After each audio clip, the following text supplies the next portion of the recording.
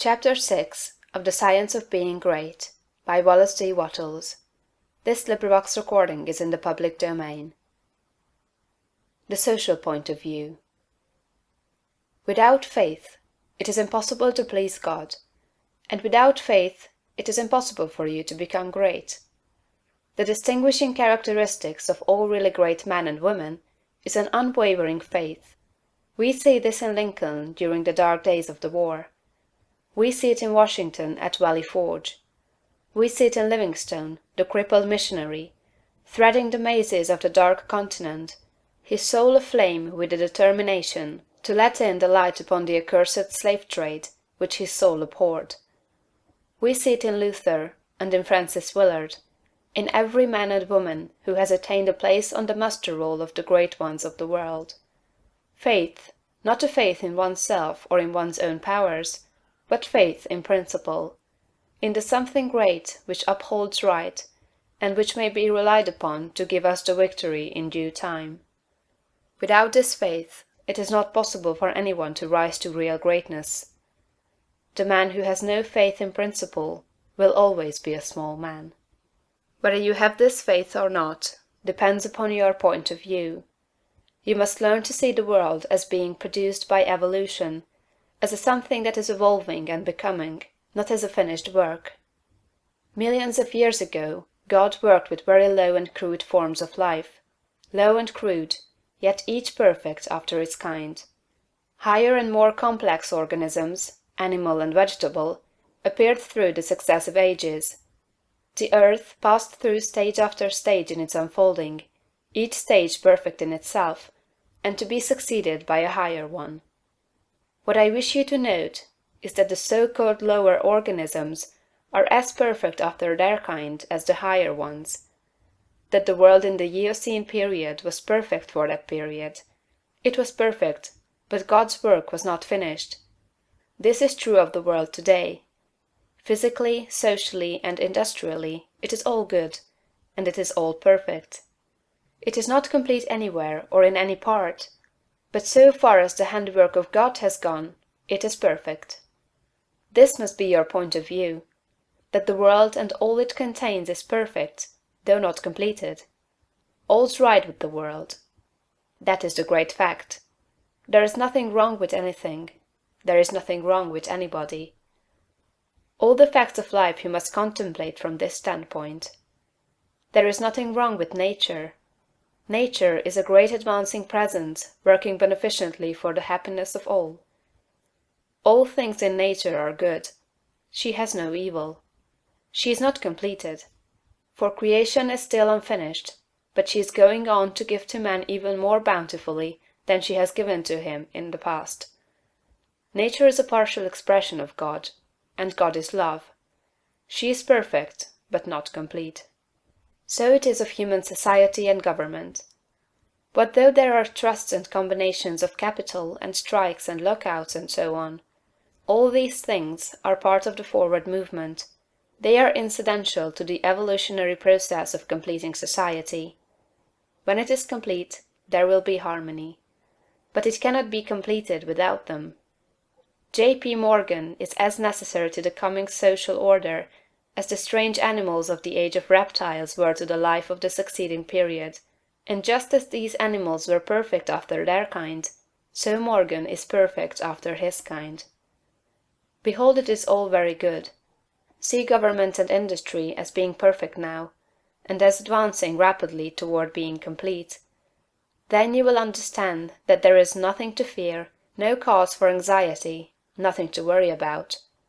Never complain of any of these things. They are perfect. This is the very best possible word for the stage of development man has reached. This will sound like rank folly to many, perhaps to most people. What, they will say, are not child labor and the exploitation of men and women in filthy and unsanitary factories evil things? Aren't saloons evil? Do you mean to say that we shall accept all these and call them good? Child labor and similar things are no more evil than the way of living and the habits and practices of the cave-dweller were evil. His ways were those of the savage stage of man's growth, and for that stage they were perfect. Our industrial practices are those of the savage stage of industrial development, and they are also perfect. Nothing better is possible until we cease to be mental savages in industry and business, and become men and women. This can only come about by the rise of the whole race to a higher viewpoint. And this can only come about by the rise of such individuals here and there as are ready for the higher viewpoint. The cure for all this inharmoniousness lies not with the masters or employers, but with the workers themselves. Whenever they reach a higher viewpoint, whenever they shall desire to do so, they can establish complete brotherhood and harmony in industry. They have the numbers and the power. They are getting now what they desire. Whenever they desire more in the way of a higher, purer, more harmonious life, they will receive more.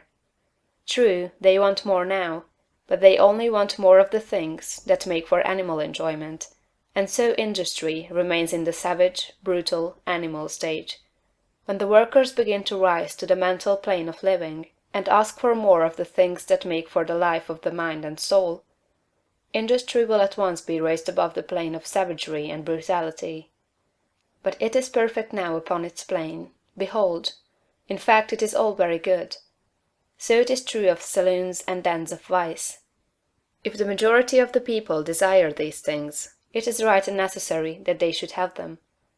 When the majority desires a world without such discords, they will create such a world.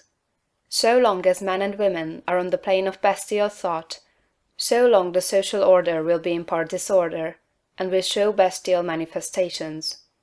The people make society what it is, and as the people rise above the bestial thought, society will rise above the beastly in its manifestations.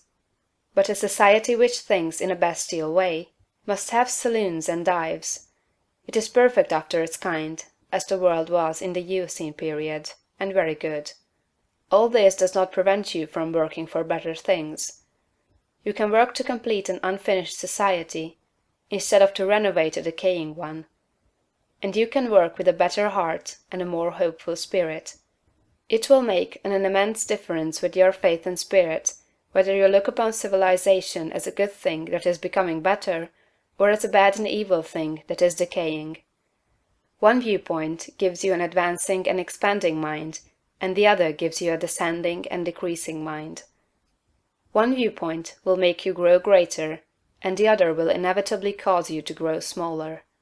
One will enable you to work for the eternal things, to do large works in a great way toward the completing of all that is incomplete and inharmonious, and the other will make you a mere patchwork reformer, working almost without hope to save a few lost souls from what you will grow to consider a lost and doomed world. So you see it makes a vast difference to you, this matter of the social viewpoint. All's right with the world. Nothing can possibly be wrong but my personal attitude, and I will make that right. I will see the facts of nature and all the events, circumstances, and conditions of society, politics, government, and industry from the highest viewpoint. It is all perfect, though incomplete. It is all the handiwork of God. Behold, it is all very good.